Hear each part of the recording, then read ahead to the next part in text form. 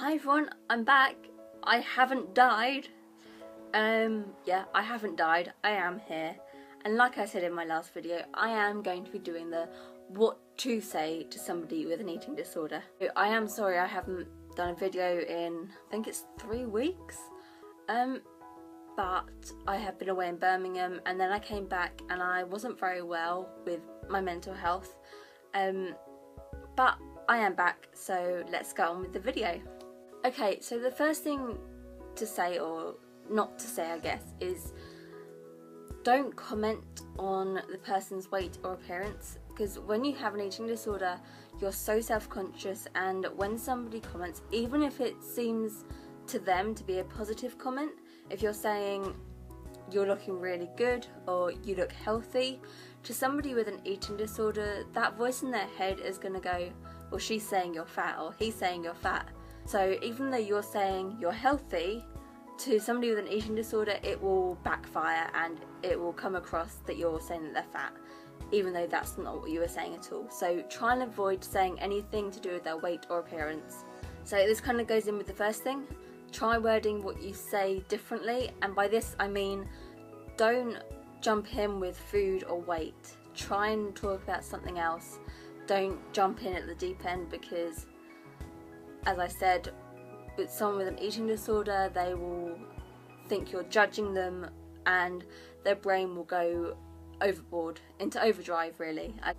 Am I explaining that properly? So I hope that kind of comes across okay. The next one is try and use statements like, I care about you, I'm here for you if you need me.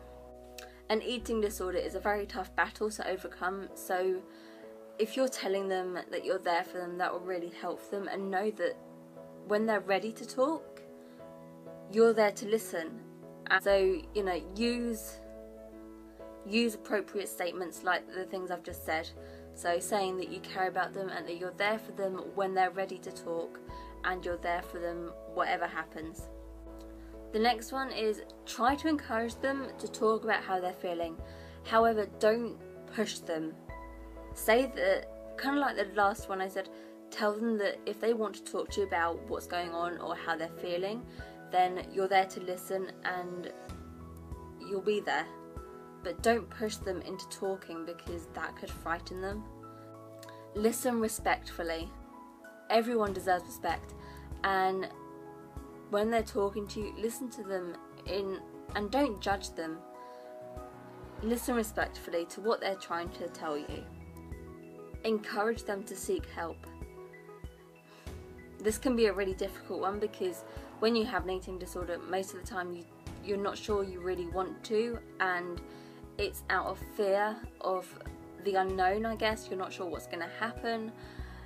It's scary. It's a scary step to take, but try and encourage them, and even if they're not ready, maybe encourage them to seek help from the doctor or a counsellor or a therapist. It doesn't have to be in the deep end going to rehab or going to a hospital.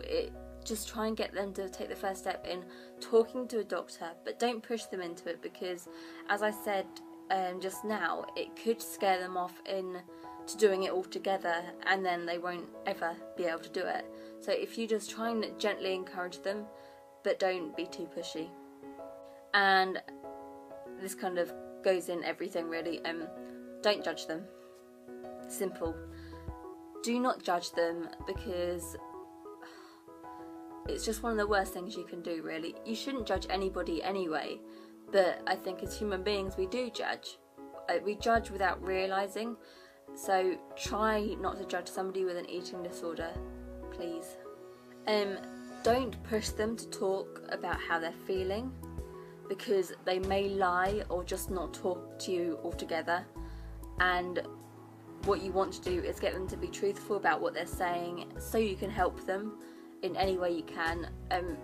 But then if you're going to push them to talk, as I said, they're probably going to lie or just not talk about their feelings whatsoever, because they're scared about what you're going to say.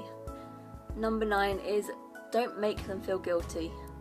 They probably feel guilty already, so if you're going to make them feel even more guilty, you know, it's not a good thing.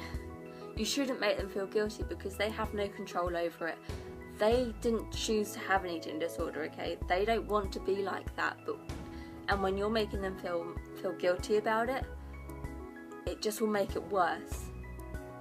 It will trigger off the voice in their head, and the eating disorder will probably get worse with you making them feel guilty. It may not be the same for everyone, but with a lot of people, when you're telling them, or if you're making them feel guilty, it can trigger off something in their head with their eating disorder and make it worse. Number 10 is kind of the same as the last one, is don't blame them. As I said, they did not choose to have this eating disorder and you're blaming them for it. If they could choose not to have an eating disorder, I'm sure they would. But they don't have a choice in it, okay? They didn't want this in the first place, and you're blaming them for it. And it's just a very negative thing to do, and it's just, you shouldn't be saying it's their fault, because it's not their fault. So that's all of them. So thank you for watching, and I will hopefully have some other videos up during the week and get back into it, because I've missed you guys so much. You're amazing, and thank you for all the support. I now have 156 subscribers.